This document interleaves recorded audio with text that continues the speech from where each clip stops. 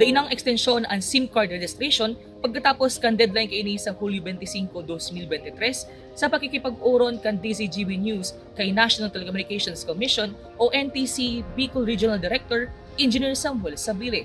Dainang ekstensyon dahil sa dainaning probisyon ipinaluwas manungod digdi. Iniman ang abiso kan Sentral Opisina sa paagi kan National Telecommunications Commissioner Ella Lopez. We have to take note na itong extension na to is another 90 days.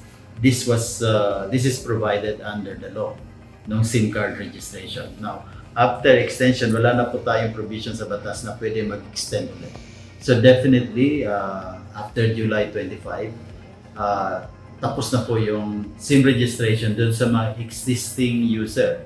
Pero yung mga bagong SIM card na bibili natin, continuous ang registration.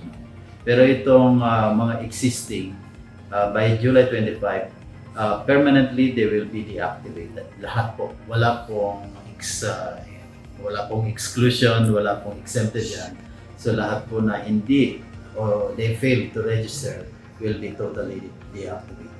Sinabi ni Sabile na dain na sindanin mga facilitated SIM card registration ngunyan sa mga lugar, alagad na sa proseso pa sindanin pangangampanya sa publiko na magparehistro dahil dain na mga gamit ang mga SIM card sa anuman transaksyon, lalo na sa online financial application, kung daiman rehistrado.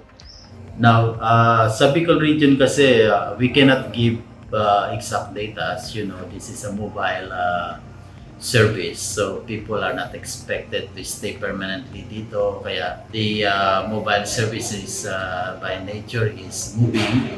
Mobile yung tao, kaya as of now, wala pa tayong segregated data na will be identified only for Bicol region. Before April 25, we conducted yung on-site registration. Sumasama ang NTC at tumutulong tayo sa mga mamamayan natin na mag-register. Sa Bicol region na nag-register under the facilitated SIM card registration is only about 15,000.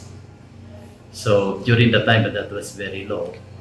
And that was as far as yung activity ng NTC was concerned. But of course, the number of registered dito sa Bicol mas mataas sa 15,000 kasi yung Globe was conducting an online registration. So mas mataas siyempre sa 15,000 na result ng activity ng NTC.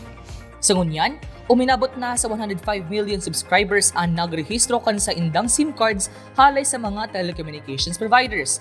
Napag-araman na igwang 160 million na SIM cards sa bilog na nasyon, alagad ngunyan na madali na ang pagtapos kan registration, naglalaoman ng NTC na magkakaigwa ni 95% o 110 million na rehistradong SIM cards sa bilog na nasyon.